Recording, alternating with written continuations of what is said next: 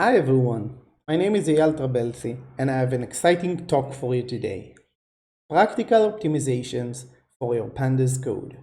If you have any questions, feel free to write them down in the chat below or to stay to the breakout room in the end of the talk. The main goal for you today is to understand that optimizing your Pandas code is not rocket science and that everyone can do it without breaking a sweat. But before we optimize the code, we want to understand why we even need it. So the first obvious answer is that fast is better than slow. By nature, we are impatient creatures, and we don't want to wait for code to be executed slowly, whether we are the end user or the developer. In addition, memory efficiency is great. As developers, we are afraid of out-of-memory exceptions, or even worse, our AWS bills. And even if we are willing to pay for a huge machine, hardware will only take us so far. So before we optimize our code, we need to make sure several stuff. First, we need to make sure it's actually needed. Maybe the difference between 1 milliseconds and 1.2 milliseconds for an end user is nothing. So it won't worth the time we put into it, and even more, optimized code can be harder to maintain. In addition, we want to make sure that our code is well tested. It will be shame if the code will be faster now, but simply return the wrong result. So what we're gonna do is we're gonna focus on the bottlenecks of the code. The parts of the code that takes the longest to execute or that takes the biggest chunk of memory. In order to do this, we're gonna use profiling techniques. Since profiling is a huge topic, I'm gonna use two simple tools. One is called TimeIt, which benchmark multiple runs of your code and measure the CPU, and Memit, which measure the process memory. In this talk, I'm gonna use a 1 million records datasets of mill invoices. As you can see, the datasets include columns of both date, strings, and numbers.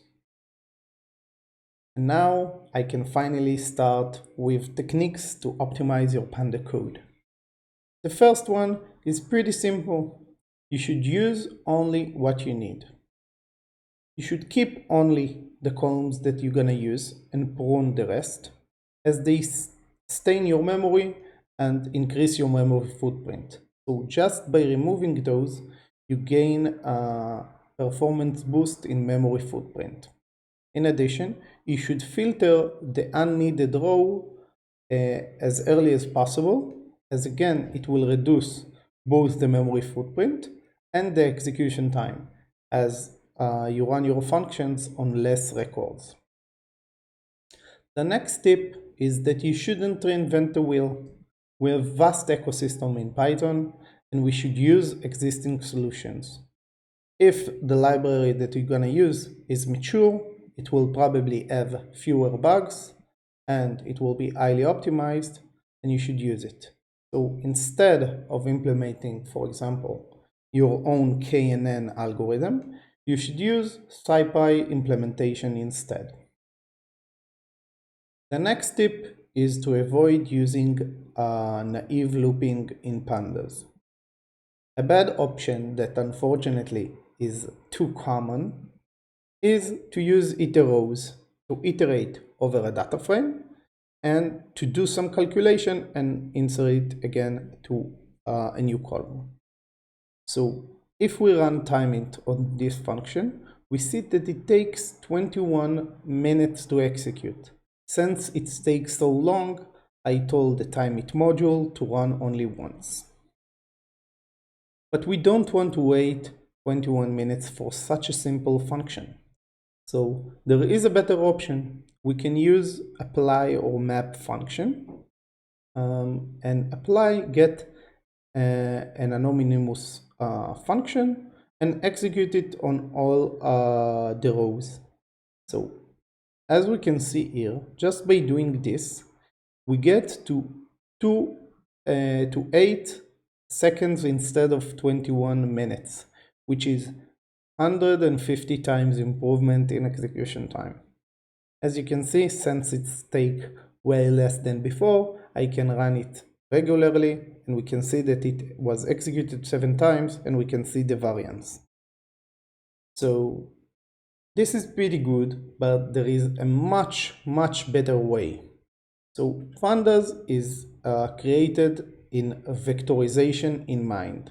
Vectorization is a process of taking a function and execute the same function on the entire column or on the entire row in the same time.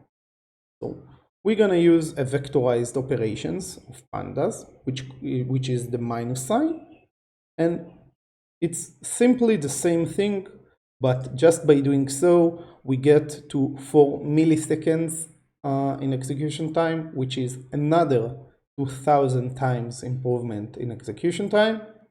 There are a lot of vectorized operations and techniques that we can use. We have the Pandas vectorized functions, we have NumPy vectorized functions, SciPy, and so on. And if you want to create your own custom vectorized function, you can use the NP vectorized. This is basically a decorator on your function. The next technique is to pick the right type. So each column in Pandas has its own type, whether it's an int or a float and so on. And just by picking the type that correlates the best to your column will give you a lot of benefit. So I will show you the motivation. Let's say I have a series of a 1. If I give it different type to the same array, it will have a different memory footprint. As we can see here, the same array will have more than twice, it will have 4 times more memory footprint than if it's a float 64, and so on. So picking the correct type, which is the tightest, can give us a lot of benefits. So some of the supported types Pandas have are ints, floats, booleans, objects, datetimes, time deltas, and some more exotic one. If you have any questions about the category, the sparse or the nullable, feel free to ask me when to use which, and you can create your own custom types, which is pretty neat. So let's try to optimize our data frame. So if I look at the memory usage of my data frame, I can see that it takes only almost 500 megabytes. And I can see how it's distributed across the columns. If I optimize the type using S-type or in other ways, then I can see that the memory usage reduced by a lot. It's now only 37 megabyte, which is 30 times improvement in memory. Probably if you are paying to AWS, it will mean that you can pay like 10 times less to your machine. In addition, optimized type have a lot of other benefits, like it improves the operation performance.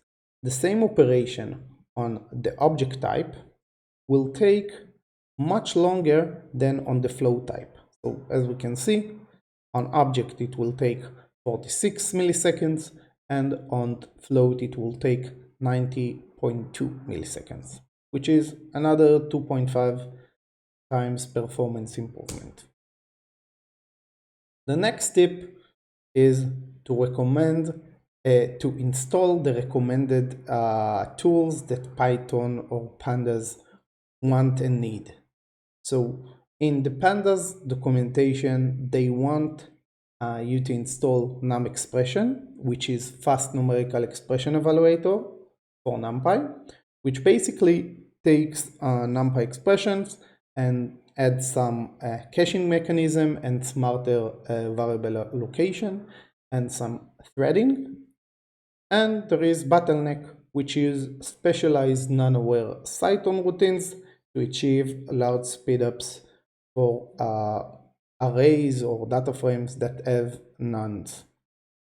It's important to note that these are huge benefits for medium to big datasets, and for small datasets it will probably have no effect. If vectorized methods doesn't help you, you should probably go to compile code techniques. Since Python is dynamic by nature, it doesn't benefit from compilation optimizations.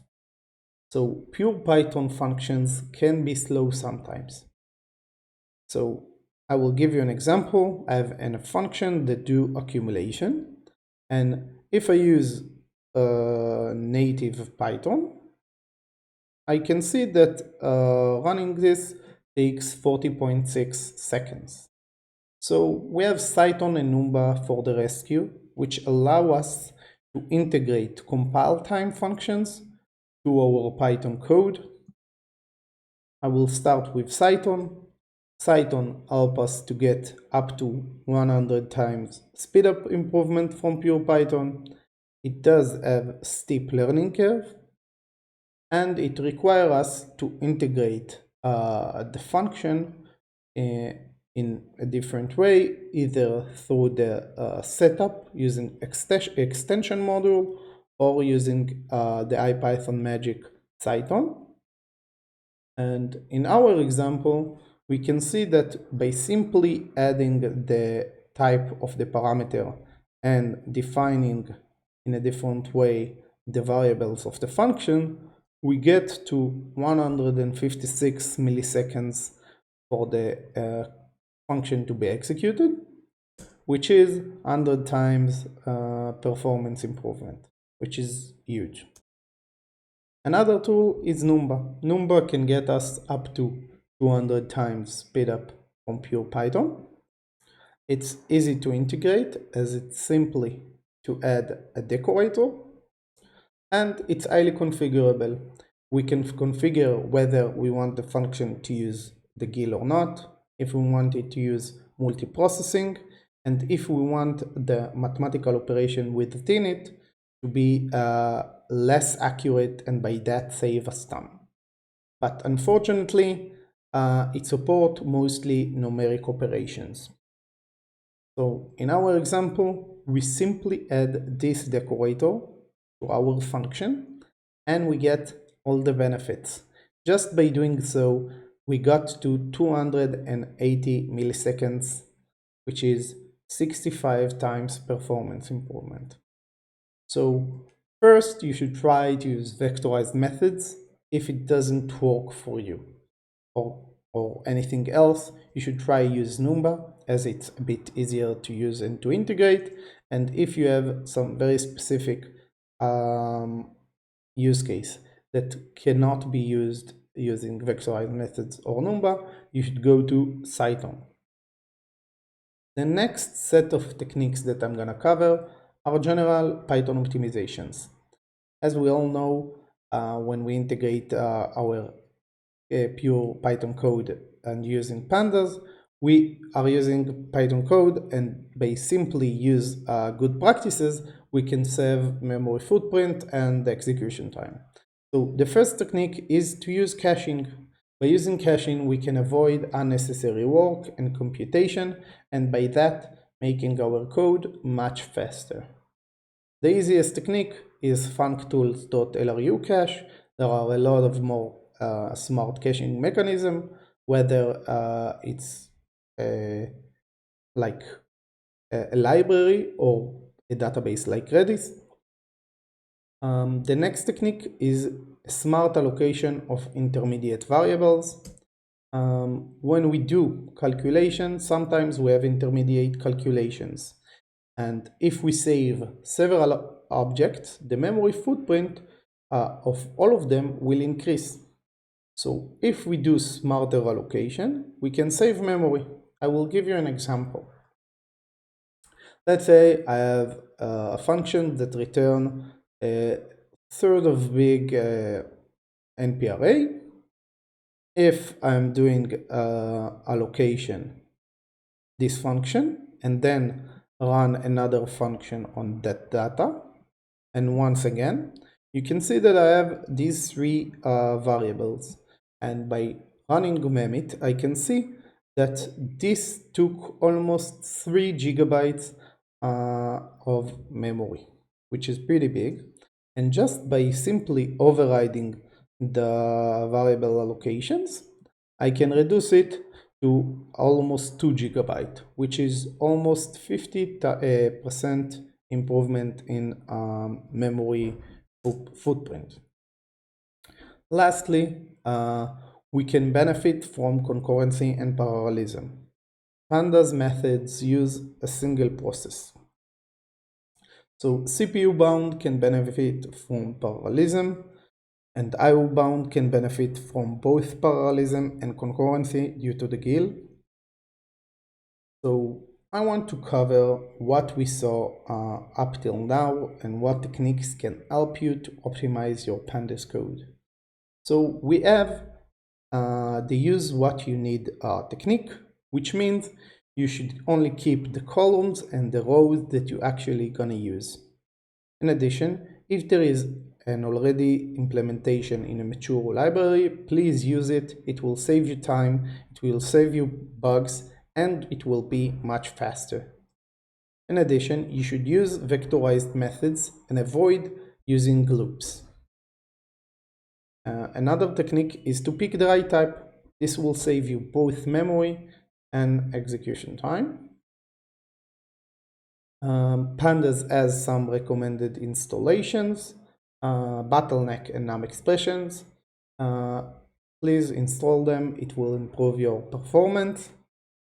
And if vectorized method doesn't help you, use compiled code techniques like Numba and Cython. And lastly, we have the general Python optimizations like caching, smart allocation, and parallelism. There are a lot more techniques to optimize your Pandas code, like when to use concat or append, but since it's very use case specific, I don't think most of you will benefit from it. And if you're gonna use these, it will have much bigger impact, in my opinion.